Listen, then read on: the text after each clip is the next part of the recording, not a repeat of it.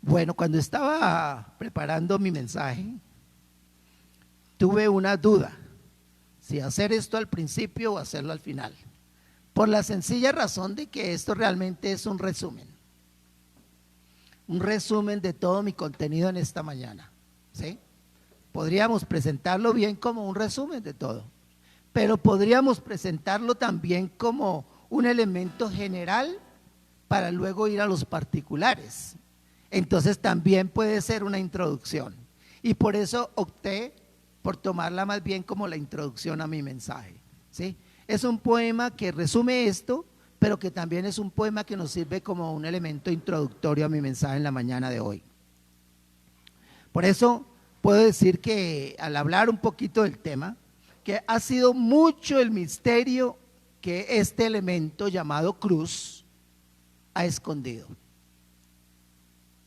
Ha sido mucho el misterio que ese elemento ha escondido. Es curioso y yo espero que las personas que me están escuchando en esta mañana logren comprender y yo logre transmitir la idea que quiero entregar.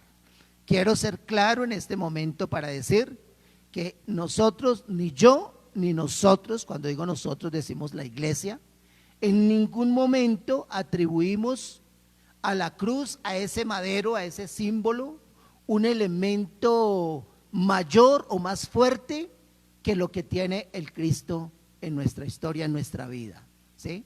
Yo voy a presentarla en esta mañana, mi tema, hablando de la cruz, como todos aquellos elementos que rodean la vida de Pedro y lo que esto significó para él, pero en ningún momento lo tomamos como un objeto de adoración, de honra. Cuando yo digo que ha sido un misterio que se ha encerrado detrás de todo esto, pues lo vemos, ¿no? Hoy en día la cruz identifica un templo donde hay una iglesia cristiana, no solamente cristiana evangélica, sino una iglesia cristiana católica también. La cruz se muestra como un elemento que identifica una iglesia, ¿sí? Aquí tenemos una cruz en alto en la fachada de la iglesia y vemos muchas personas que pasan y se postran de rodillas y se echan la bendición ante la cruz, ¿sí? No lo estoy presentando de esa manera. Vemos también que la cruz es un elemento especial que en nuestras series de televisión, películas, del cine y todo eso, se utilizan para contrarrestar los efectos de Drácula, ¿sí? Lo vemos así, un elemento milagroso allí, ¿no? Lo vemos así. Pero también lo vemos como un adorno para muchos, algunas decoradas con esmeralda, de oro, con zafiro, con muchas piedras preciosas y con mucho valor, colgadas aquí en su cuello. Vemos muchas cosas, por eso yo digo es todo un misterio. Podríamos hablar de muchos elementos más que rodean ese tema de la cruz. Yo no voy a hablar en esta mañana de ese tipo de cruz. Yo casi que me atrevería a decir que esa es la nueva cruz, la que desafortunadamente se apegan a aquellas personas que no han conocido verdaderamente al Cristo. Yo quiero hablar en esta mañana de la antigua cruz, de esa cruz de hace 2000 años. De esa cruz les quiero hablar. Y déjenme decirles que yo no me puedo modernizar en esa cruz. Yo no me puedo modernizar. Algunos dirán, usted está viviendo todavía esos tiempos atrás, antiguos, sí. Porque mi mensaje sigue siendo ese de allá, de ese tiempo, ¿sí? Y entonces yo no estoy hablando, no me estoy modernizando con la cruz. Estoy tomando ese mismo mensaje antiguo de la cruz y de eso es que yo les quiero hablar a ustedes en esta mañana. Una gran tristeza que muchos le han dado más valor a ese objeto que llamamos la cruz que al que entregó su vida allí en la cruz. Cuando estamos hablando de Pedro, observando estos elementos o esto como un elemento transformador, para Pedro era muy difícil separar uno del otro. Y yo quiero hacer una aclaración. En alguna ocasión alguna persona se acercó aquí que venía de otra iglesia cristiana y me dice, pastor, ¿qué clase de iglesia es esta? Y le digo yo, es una iglesia cristiana, ¿sí? Y entonces presenté lo que nosotros creíamos y todo eso. Y me dice, pero los cristianos no utilizamos la cruz, ¿sí? Me dice él, los cristianos no utilizamos la cruz. Entonces yo le dije, bueno, hay una de las cosas que yo quiero hacer diferencia. Una cosa es hablar de la cruz y otra cosa es hablar del crucifijo. Nosotros los cristianos en ningún momento utilizamos un crucifijo, utilizamos al Cristo sobre el madero, ¿sí? Y la razón sencilla es porque nosotros creemos y tenemos la certeza de que Cristo ya no está allí, ¿sí? Hay una de las canciones que cantamos aquí y nos gozamos con ella: Cristo no está muerto, Él está vivo. Lo siento en mis manos, lo siento en mis pies, lo siento en todo mi ser, ¿sí? Nosotros no creemos en que Cristo está en la cruz, Él descendió de esa cruz ya. Por lo tanto, cuando hablamos de la cruz, hablamos como un recordatorio de lo que eso significó para Jesús, pero no lo vemos al Cristo en la cruz. Él ya no está allí. Por eso los cristianos no utilizamos, los cristianos evangélicos no usamos el crucifijo, porque ya no aparece allí. Él está en nuestras vidas, en nuestros corazones.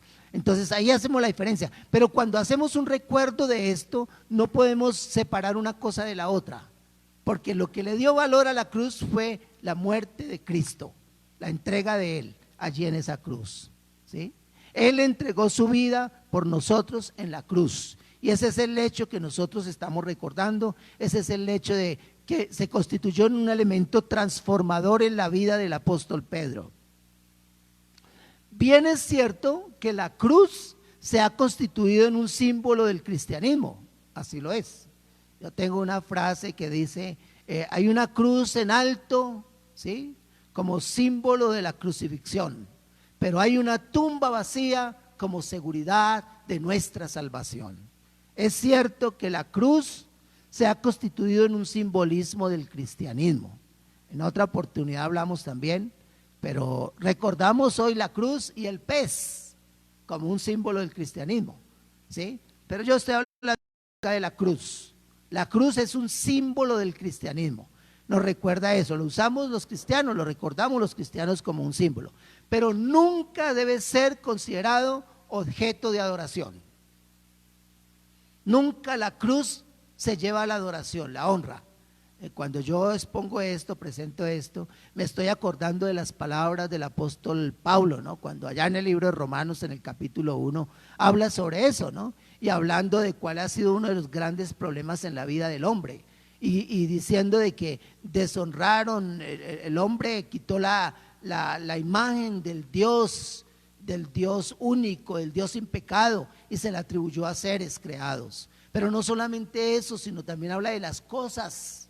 Dice el apóstol Pablo, de aquellos que honran y dan culto a las criaturas. Yo diría a las cosas creadas antes que al creador. Entonces nuestro objeto principal y central no es la cruz, es el Cristo. Pero el mensaje que la cruz nos deja, debemos nosotros tomarlo como una enseñanza especial. Por eso no nos inclinamos ante ella, por eso no adoramos la cruz. La cruz no es un objeto de adoración. No podemos separar la cruz del Cristo que padeció allí. Ese Cristo que entregó su vida en la cruz. Están ligados los dos. Y ahorita cuando entremos un poquito más en detalles vamos a hablar acerca de esto. Pero son dos elementos que no se pueden separar. Cuando estamos hablando de lo que para el apóstol Pedro llegó a ser un objeto transformador, un elemento transformador, la cruz, estamos hablando que para Pedro todo el recuerdo, toda la experiencia que vivió Jesús, recuerden que Pedro alcanzó a estar un poquito allá cerca de Jesús hasta el momento en que iba a ser crucificado, poco antes, el momento en que Pedro negó a Jesús, ¿sí? Pero estuvo muy cerca de allí y escuchaba de palabras, escuchaba enseñanzas de él que eran enseñanzas muy importantes para su vida, ¿sí? Entonces recordemos eso, por eso no podemos separarlos, ¿sí? Cristo padeció allí, dio su vida por nosotros, pero ese mensaje está unido para nosotros como cristianos. Cuando Jesús le dijo a sus discípulos que iba a Jerusalén, que iba a subir a Jerusalén y que sería rechazado por los ancianos, los escribas, el sumo sacerdote, Pedro se sintió aludido y respondió de esta manera: Señor, ten compasión de ti, en ninguna manera esto acontezca. Y yo les voy a invitar para que miremos ese pasaje ahí en el libro de Mateo. Mateo capítulo 16. Mateo capítulo 16. Aquí registra esto, hay otro evangelio que lo registra también, Marcos, ¿sí? Pero miremos Mateo capítulo 16. Dice la palabra del Señor. En el versículo 21, dice de la siguiente manera, y este es el pasaje que quiero tomar como lema en mi enseñanza en esta mañana. Dice Mateo capítulo 16, verso 21.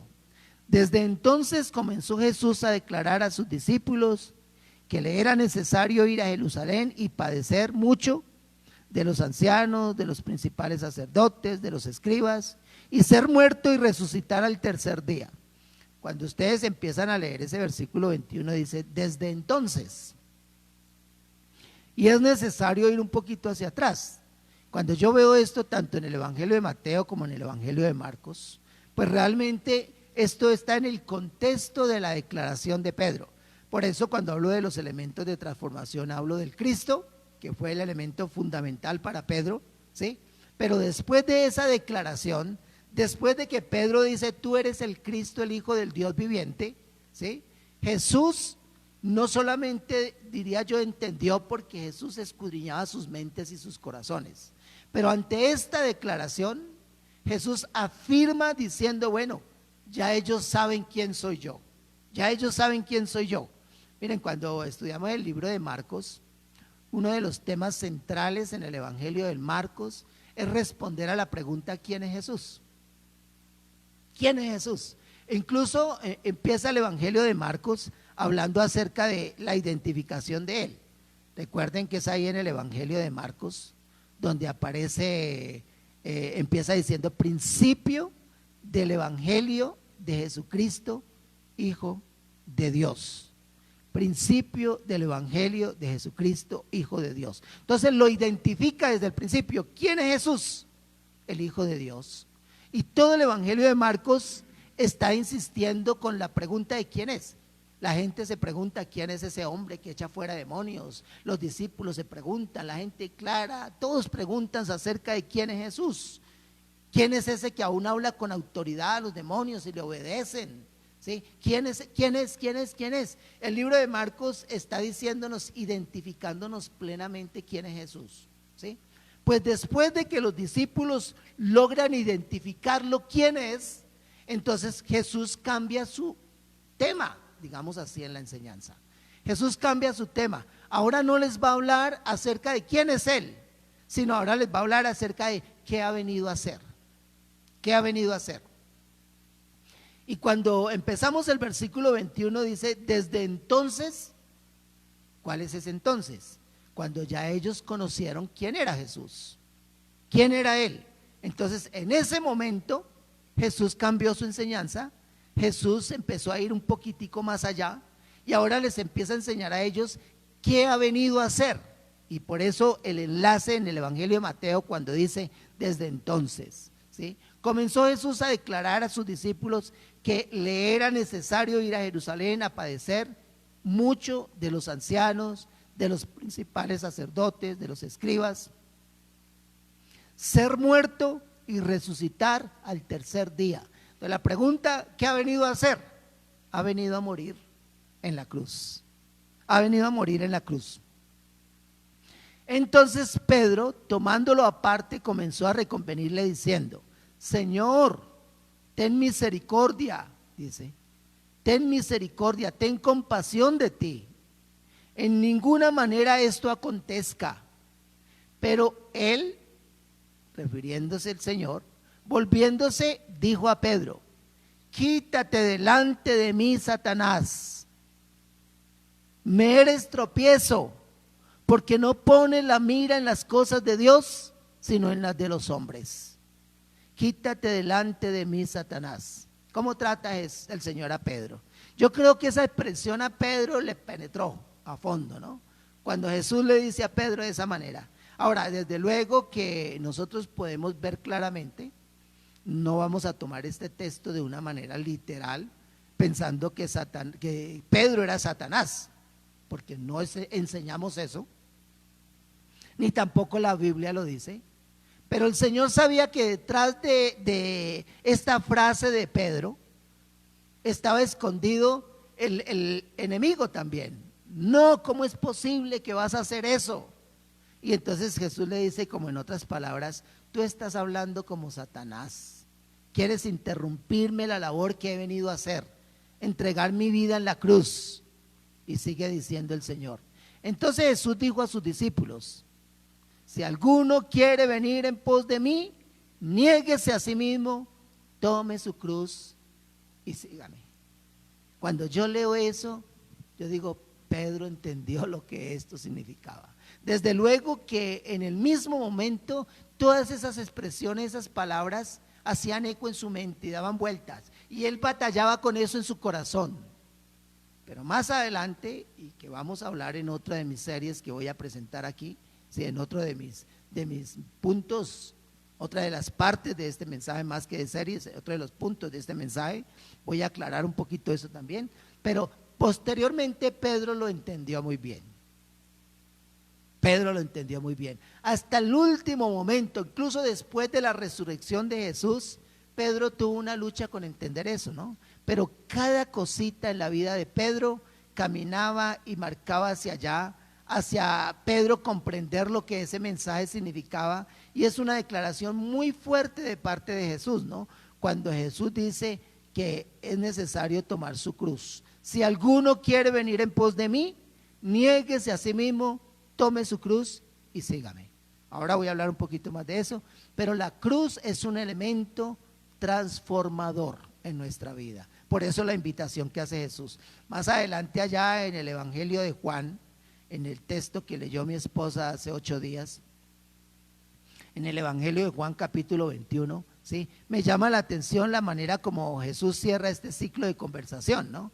En el capítulo 21, versículo 18, cuando le dice a Pedro, de cierto te digo, cuando tú eras más joven te ceñías e ibas a donde querías, mas cuando ya seas viejo extenderás tus manos y te ceñirá otro y te llevará a donde no quieras. Esto dijo dando a entender con qué muerte había de glorificar a Dios. Y dicho esto añadió, sígueme. Muchos de los comentaristas bíblicos, muchos de los intérpretes bíblicos, ¿sí? Tratan de dar una explicación a esto que Jesús está diciendo. Y escuchen bien lo que voy a decir ahorita, y menos mal que queda aquí grabado, ¿sí?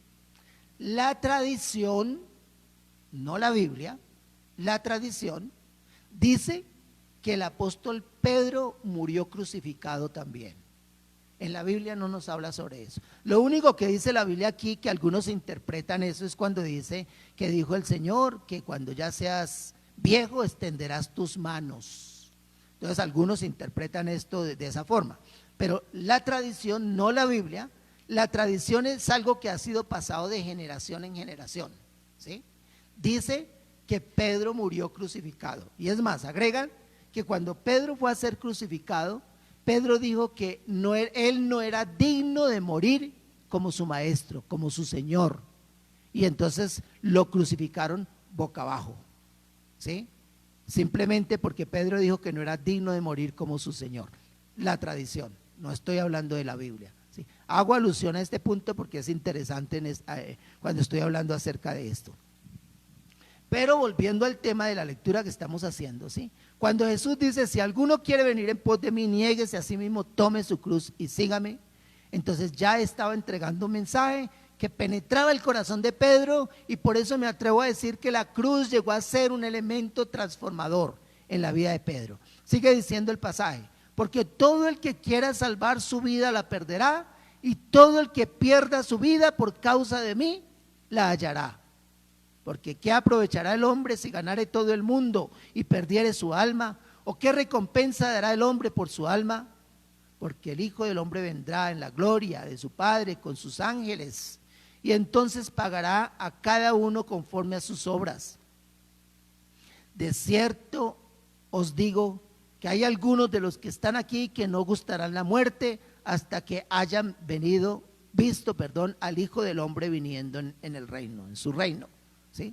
Entonces, siguiendo un poquito aquí las diapositivas, entonces la respuesta de Pedro, Señor, ten compasión de ti, de ninguna manera esto acontezca. le dice Pedro, ¿sí? En esta experiencia. Jesús se volvió a Pedro y le dijo: quítate delante de mí, Satanás, me eres tropiezo, no pones la mira en las cosas de Dios, sino en las cosas de los hombres, ¿sí? No has comprendido aún lo que ha sido el trabajo, la razón por la que yo he venido a esta tierra, a entregar mi vida en una cruz. Yo creo que aún eso concuerda con lo que dice el Señor: todo el que quiera salvar su vida, la perderá, y todo el que pierda su vida por causa de mí, la hallará. Aún eso tiene una implicación en el tema de tomar la cruz, que ahorita vamos a hablar un poquito más. ¿Qué significa la cruz en la vida de Cristo? ¿Qué significaba la cruz en la vida de Cristo? Es la pregunta que nos hacemos nosotros. ¿Qué significaba la cruz en la vida de Cristo? Para Jesús significaba rechazo, sufrimiento, trato injusto, pérdida de la reputación, exposición al ridículo. Miren todos esos elementos, ¿no? ¿Qué significaba para Cristo? Rechazo. Le menciona el contexto de este pasaje cuando dice en el versículo 22, en el versículo, 21, Jesús dice, comenzó a declarar a sus discípulos que le era necesario ir a Jerusalén y padecer mucho de los ancianos, de los principales sacerdotes y de los escribas, y ser muerto, ¿sí? Padecimiento, eso tenía que ver con la muerte de Jesús. Pero miren que siempre que hablamos de ese contexto religioso, cultural de la época de Jesús, encontramos una mezcla tanto religioso como civil, porque ahí no estaban solamente las autoridades eclesiales, sino las autoridades civiles también. Recuerden que en las autoridades civiles el Imperio Romano jugaba un papel importante. Es más, cuando hablamos acerca de la crucifixión llegó a ser una pena de muerte romana, y fue algo que al parecer fue inventado por los persas, pero que le sacó provecho el Imperio Romano y otros imperios lugares, otros de ese tiempo de Jesús, le sacaron provecho a esto. Pero la crucifixión, la muerte en la cruz, representaba lo que estamos diciendo aquí, un rechazo. Se dice que cuando una persona iba a ser muerta en la cruz, lo que vivió Jesús, era expuesta llevando una de las partes de la cruz, caminando con ella hasta un lugar que generalmente era hacia los afueras de la ciudad, ¿sí? Que sobre la cruz iba un título puesto allá que quería decir la razón o el pecado, el delito cometido por aquel ampón, por aquel criminal, ¿sí? Y recuerdan cuál era el título que se le daba al delito cometido por Jesús: Rey de los judíos. Este era el delito que le imponía a Jesús, ¿sí? Pero para Jesús la cruz significó un rechazo de la sociedad de aquel momento. Vemos todo lo que surge en el contexto, pero increíble que aún ese rechazo sigue viniendo hasta nuestros días. Mire, cuando leemos en las escrituras que dice que los judíos piden señales y los griegos sabiduría, cuando habla de que para los judíos es tropiezo, ¿sí? Está hablando sobre esto porque los judíos jamás pensaron que el Mesías iba a entregar su vida en una cruz. Eso se constituye en un tropiezo, ¿sí? Los gentiles, los griegos no pueden considerar esto, la muerte de cruz en Cristo, ¿sí? Pero para él significó un rechazo. Lo rechazaron en aquella época y hoy en día Jesús sigue siendo rechazado. Por eso es que muchas veces a nosotros nos cuesta. Y ahí entiendo yo un poco, empiezo a entender el tema también de tomar la cruz, de tomar la cruz. Mis hermanos, amigos, hago un paréntesis aquí para decir, ninguno que sigue, que camina en pos de Cristo puede recibir alabanzas del medio en que le rodea. Usted que camina con Cristo no puede recibir alabanzas en su trabajo, en su estudio, en su vecindad, aún en su misma familia, porque la cruz es un significado de rechazo. Es rechazado. Usted es rechazado por eso. Usted es rechazado por eso. Jesús lo fue.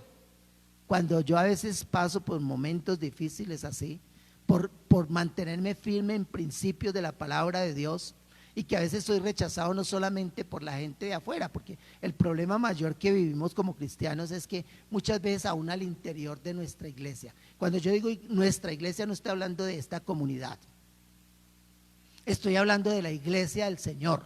Somos rechazados por mantener principios firmes, por ser radicales en nuestra fe.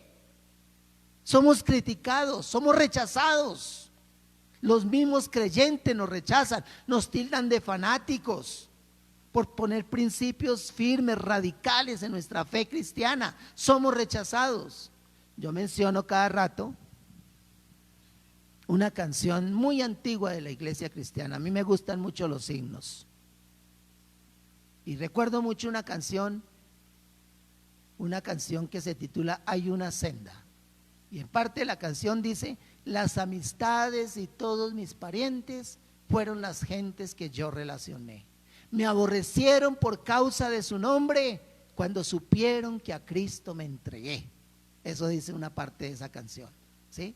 Me aborrecieron por causa de su nombre. Hay rechazo, pero no solamente hay rechazo, hay sufrimiento también. Hay sufrimiento.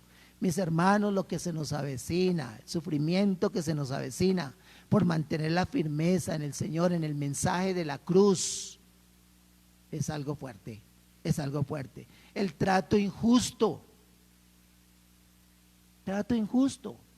para nosotros.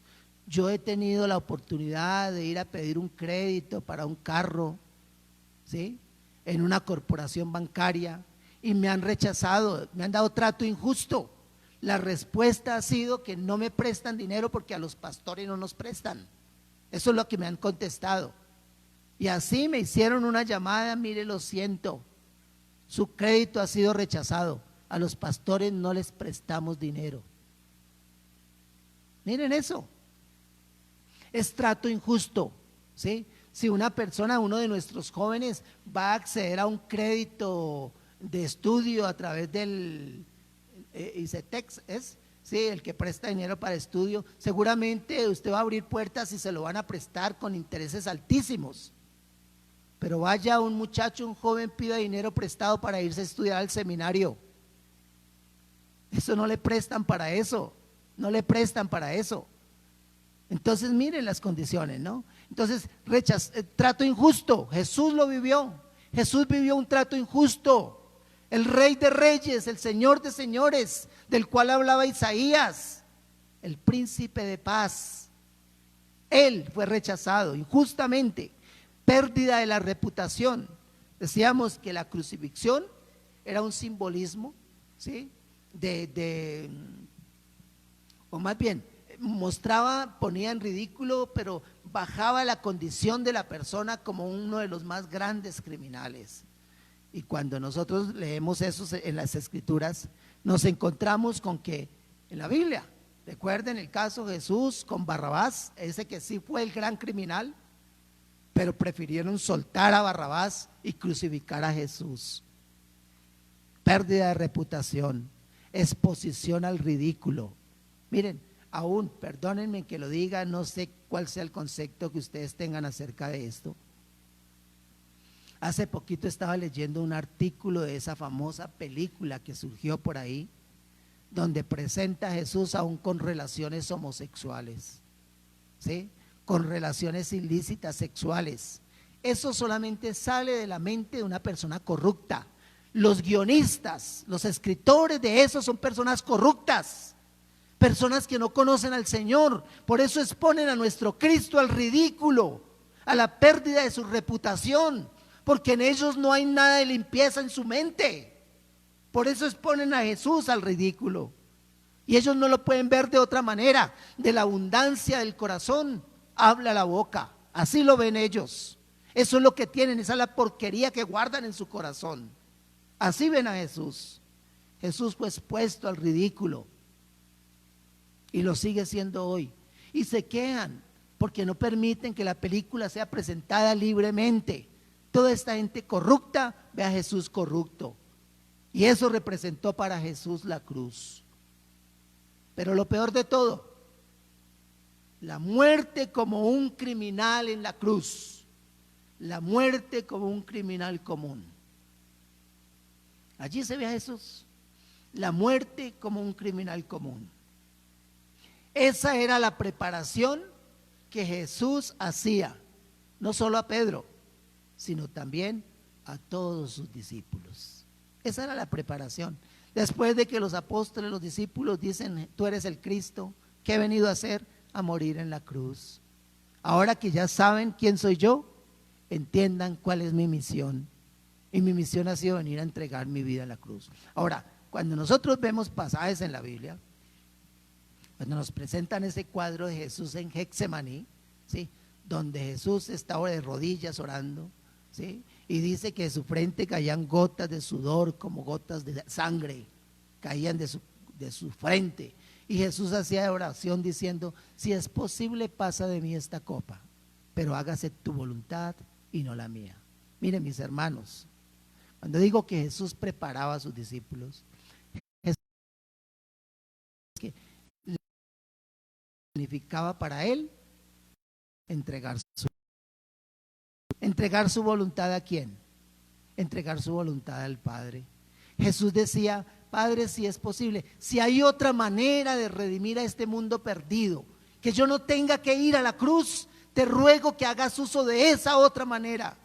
Pero si no hay otra manera, yo quiero hacer lo que tú quieres. Cuando nosotros hablamos de tomar la cruz, estamos hablando también de entregar nuestra voluntad. Perdemos nuestros derechos, perdemos nuestros privilegios. Por eso nos sometemos. Miren, hay muchas personas, y eso lo he repetido muchas veces aquí en algunos de mis mensajes, ¿sí?, pero hay muchas personas que les he escuchado decir frases como estas. La suegra: uy, pastor, es que esa cruz que me tocó a mí. Y algunos ven a la suegra como la cruz, ¿sí? Algunos ven al jefe como la cruz. Algunos ven un gobierno corrupto, un gobierno injusto como la cruz. Mis hermanos, yo quiero decirles, pues esa no es la cruz. Esa no es la cruz. La cruz es algo peor que eso, ¿sí? La cruz es ceder usted su voluntad a la voluntad. Cuando Jesús dice: si alguno quiere venir en pos de mí, niéguese a sí mismo, tome su cruz, ceda sus derechos, pertenecen al Padre, ceda sus derechos. Tenemos que estar dispuestos a todo esto que hablamos en esta diapositiva anterior, ¿no? Tenemos que estar dispuestos al rechazo. La cruz significa rechazo, la cruz significa sufrimiento, la cruz significa trato injusto, la cruz significa pérdida de la reputación, la cruz significa exposición al ridículo. Esa es la cruz. No es su suegra, no es su jefe, no es el gobierno. La cruz es mucho más que eso. Cuando Jesús dice: toma la cruz y sígame, está diciendo: esté dispuesto al rechazo, esté dispuesto al sufrimiento, esté dispuesto al maltrato, al trato injusto, a la pérdida de su reputación, esté dispuesto a la exposición al ridículo. Pero no es porque usted quiera hacerse la víctima, es porque las condiciones, las circunstancias, porque la práctica, la vivencia del evangelio de Jesús lo lleva hacia allá. No se haga la víctima usted. Es porque al vivir usted radicalmente la fe del cristianismo, viene como consecuencia. Mira, el mismo Jesús decía, ¿no? Y yo creo que Pedro lo escuchó. De una manera que algunos toman eso para decir la Biblia se contradice, ¿no? Cuando Jesús está diciendo que no ha venido a traer paz a esta tierra, sino a poner ahí en choques, disensión, relaciones familiares. No está diciendo que el propósito de él es poner en choque esas relaciones. Está diciendo que su mensaje provoca esos choques de relaciones. Porque es así. Cuando usted como esposo quiere vivir los principios de la palabra de Dios, va a tener choques. Cuando usted quiere seguir los principios como papá, como esposa, como hermano, como trabajador, usted va a tener choques, ¿sí? Curioso ver cuando encontramos cristianos honestos en empresas que quieren hacer lo que Dios manda en su palabra. Aún de sus jefes lo rechazan. Cuando su jefe le dice que haga un papel engañoso, corrupto, que haga trampa, usted tiene una lucha grande porque sus principios no le permiten hacerlo. y usted va a ser rechazado por eso, porque usted tiene que hacer lo que el jefe manda. La pregunta que yo hago es: ¿cuál es su jefe? ¿Cuál es su jefe? ¿Sí? Esa es la pregunta que yo le hago en esta mañana, ¿sí? Pero eso es tomar la cruz. En Gálatas 3, el versículo 13, quiero que miremos por un momento este pasaje. Gálatas 3:13. Aquí no es Pedro, aquí es Pablo el que está hablando. Gálatas 3, es el apóstol Pablo el que está hablando. Recuerden que Pablo también tuvo cercanía a Jesús. Pablo en capítulo 3, versículo 13 dice: Cristo nos redimió de la maldición de la ley, hecho por nosotros maldición, porque está escrito: maldito todo el que es colgado en un madero. Por eso digo que lo peor de todo es la muerte como un criminal común. Es Pablo el que dice eso, ¿no? Haciendo uso de lo que dice la ley. Maldito todo aquel que es colgado en un madero. Cristo recibió maldición por nosotros, por mí. Por mí recibió maldición, por ti recibió maldición. Porque Él fue colgado en un madero, ocupando el lugar que tú merecías, ocupando el lugar que yo merecía. Jesús ocupó ese lugar. Eso lo aprendió Pedro. De ahí el valor que Pedro le da a la cruz. Jesús dijo a sus discípulos: si alguno quiere venir en pos de mí, niéguese a sí mismo, tome su cruz y sígame. Esa frase sigue hoy siendo vigente para nosotros. Es el llamado que hace. Miren, uno de los problemas que tenemos con el cristianismo, hace 8 días lo dije, una frase de Mahatma Gandhi, cuando dijo: consideraría seriamente hacerme cristiano si no fuera por los cristianos, lo que implica que el testimonio de los cristianos está por el suelo.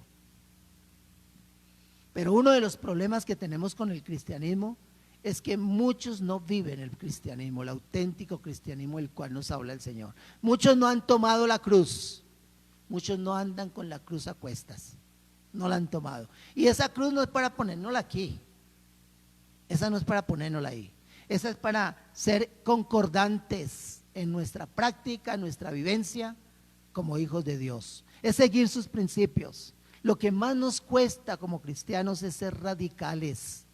Hay una raya, mis hermanos, donde no nos podemos nosotros pasar. Y a veces coqueteamos con el pecado, a veces queremos pasarnos un poquitico hacia allá, pero del otro lado hay un imán que nos atrae y perdemos la radicalidad. Eso es cargar la cruz, eso es seguir al Señor, es la invitación que Él nos está haciendo. Pedro posteriormente entendió que era necesario cargar esa cruz. Nuestro discipulado es confirmado cuando seguimos a Jesús. Nuestro discipulado es confirmado cuando seguimos a Jesús. Hago un paréntesis aquí para hablar. Esa palabrita que usamos en el contexto de la iglesia cristiana, discipulado, es una palabrita muy cercana a la palabra discipular a disciplinar. Hay una diferencia pequeña, ¿sí? Discipular es invitar a una persona a seguir las pisadas del maestro. Eso es discipular. Y nosotros en el contexto de la iglesia, ¿sí?, discipulamos, no hacemos discípulos míos. Yo no hago discípulos para mí, yo hago discípulos de Cristo. Y disciplinar solamente tiene un cambio, es invitar a una persona a continuar caminando las pisadas del maestro.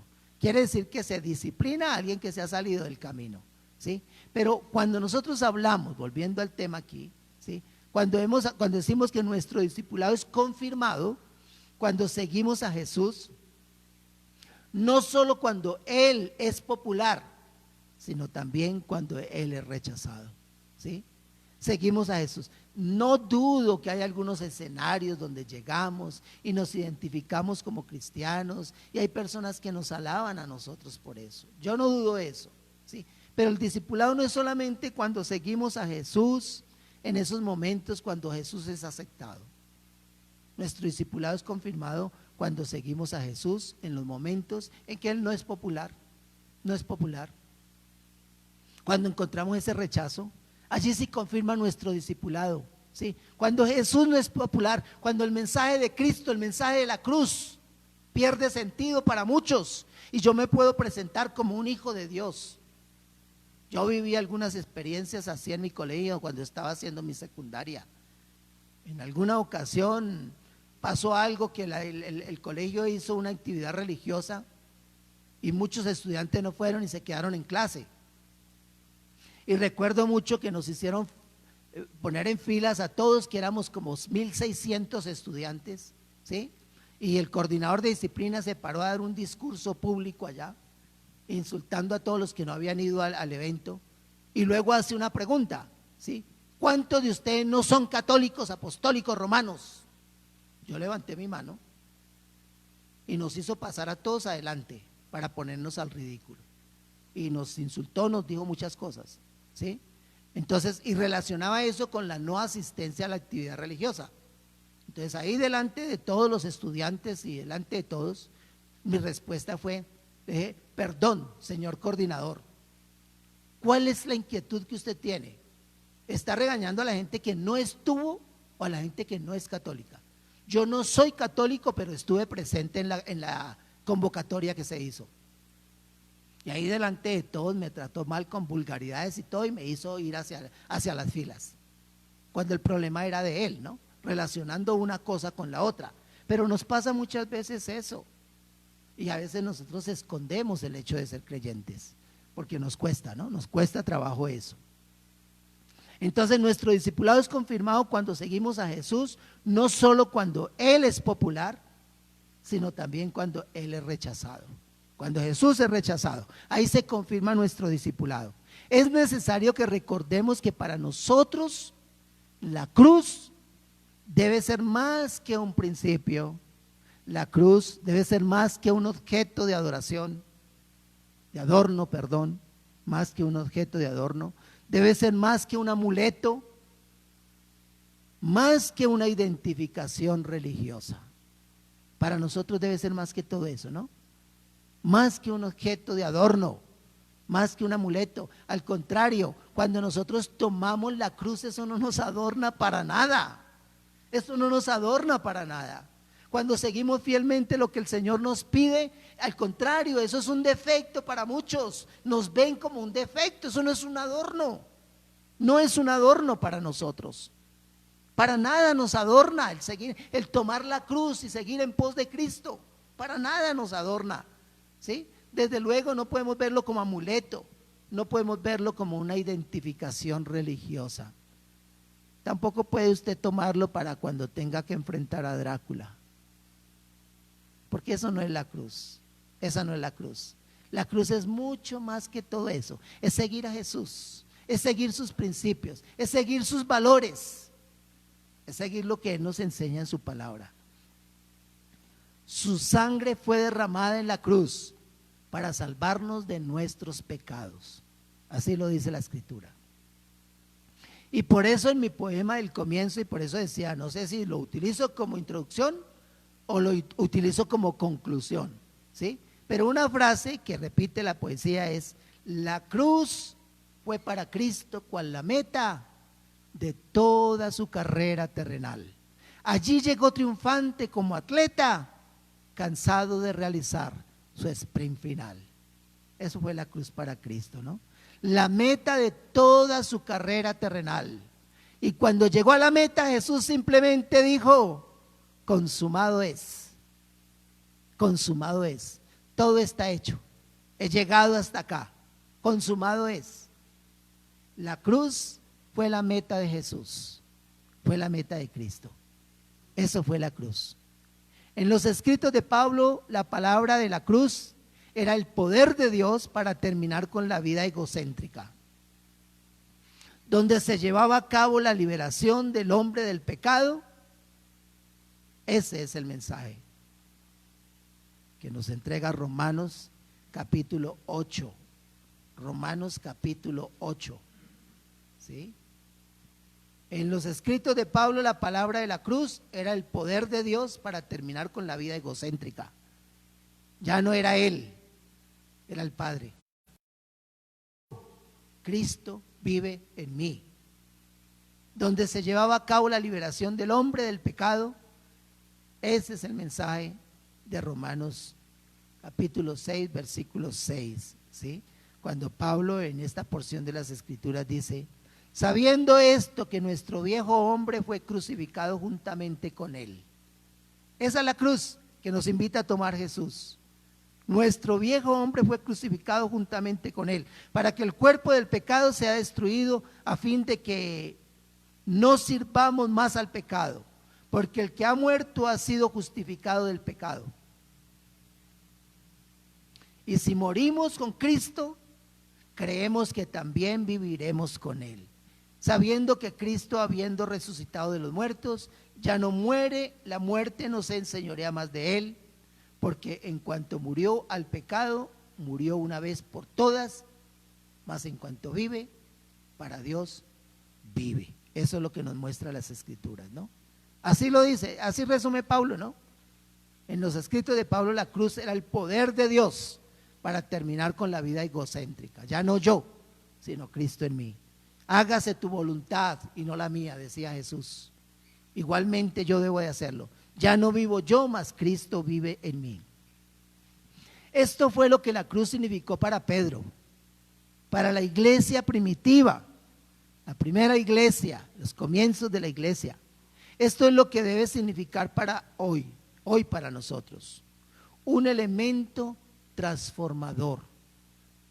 Pedro llegó a comprender a través de la cruz que ya no era yo, sino era Cristo. Ya no era él, sino Cristo. Jesús entendió: no sea hecha mi voluntad, sino la tuya. El mensaje de la cruz nos dice eso. El mensaje de la cruz. Por esto fue una etapa transformadora para Pedro, ¿no? Ya no yo, sino Cristo. Fue un elemento transformador radical. Esa expresión me gusta mucho, ¿no? Radical. No es coqueteo con la fe cristiana. ¿Lo soy o no lo soy? Pedro aprendió junto a Jesús que la cruz fue un elemento de exaltación del Salvador.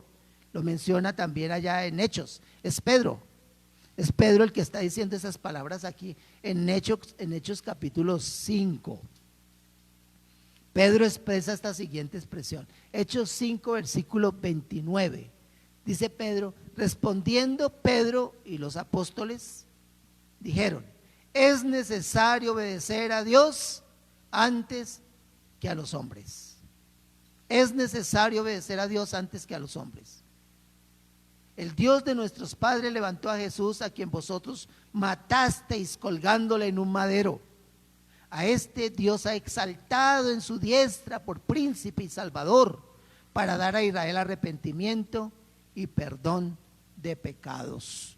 Y nosotros somos testigos suyos de estas cosas, y también el Espíritu Santo, el cual ha dado Dios a los que le obedecen. Pedro aprendió junto a Jesús que la cruz fue un elemento de exaltación del Salvador. Eso fue la cruz. Que nuestros pecados fueron llevados en su cuerpo sobre la cruz. También son palabras del apóstol Pedro. Allá en Primera de Pedro. En Primera de Pedro encontramos a Pedro diciendo estas palabras, ¿no? Primera de Pedro, capítulo 2, versículo 24. Primera de Pedro 2, 24.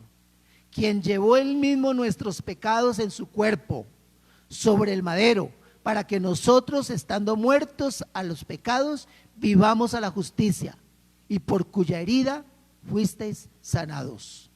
Él llevó nuestras culpas sobre la cruz, sobre el madero, ¿sí? Pero hay algo aquí bien interesante que yo quiero que usted comprenda hoy. Decimos, la cruz de Jesucristo fue la meta de su carrera. Para nosotros, para Pedro, esa cruz significó el punto de partida. Nosotros nos encontramos con Dios el Padre a través de la cruz. Nos encontramos con el Padre a través de la cruz. Lo que para Cristo fue su meta, para nosotros es nuestro punto de partida. Así lo podemos decir. En la cruz Dios hizo justicia, aunque nosotros lo veamos como injusto. Esto es uno de los comentarios que hacen los críticos del mensaje que predicamos. ¿No fue injusto Dios cuando hizo morir a Cristo en la cruz? Pues con la muerte de Cristo en la cruz se hizo justicia. Se hizo justicia, porque yo debería estar allí y Él ocupó el lugar para mí. En la cruz Dios hizo justicia, aunque nosotros lo veamos como injusto. Y todo esto me lleva a una serie de preguntas de reflexión. Para ti, ¿qué significado tiene la cruz? ¿Ves solamente ese objeto adornado, muy lindo, muy bonito, para lucirlo? ¿Así lo ves? ¿Qué significado tiene la cruz para ti? ¿Cómo la ves? ¿Has entendido con toda claridad ese mensaje de la cruz que nos llama a ser radicales, que nos hace la invitación? El que quiera venir en pos de mí, niéguese a sí mismo, entregue la voluntad. Y yo no digo entregue su voluntad a una iglesia, entregue su voluntad a un pastor, a un líder religioso.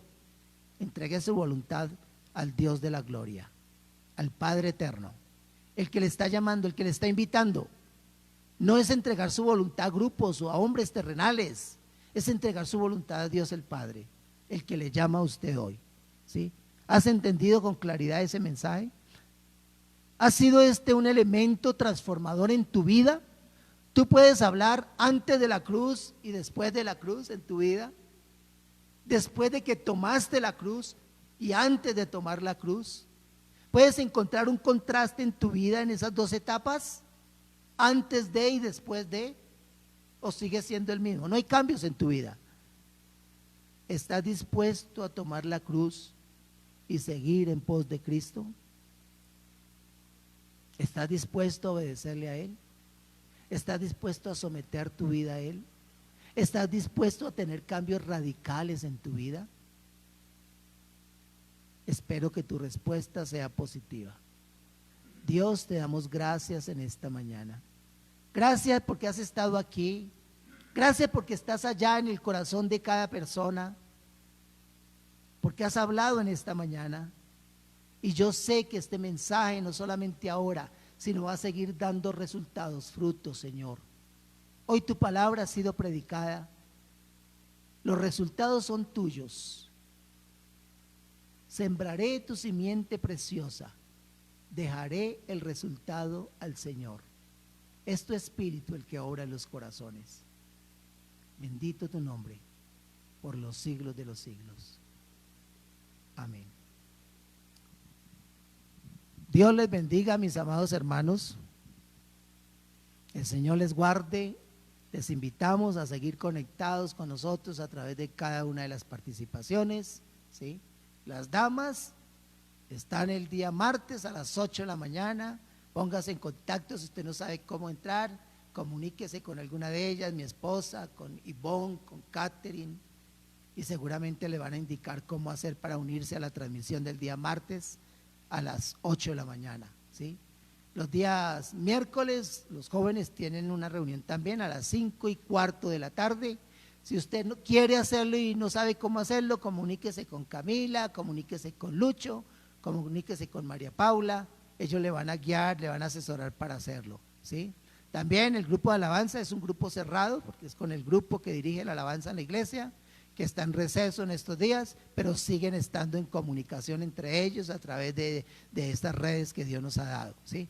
Pero también encontramos los días miércoles nuestra reunión, que sí está abierta para todos los que quieran participar, a las 7 de la noche.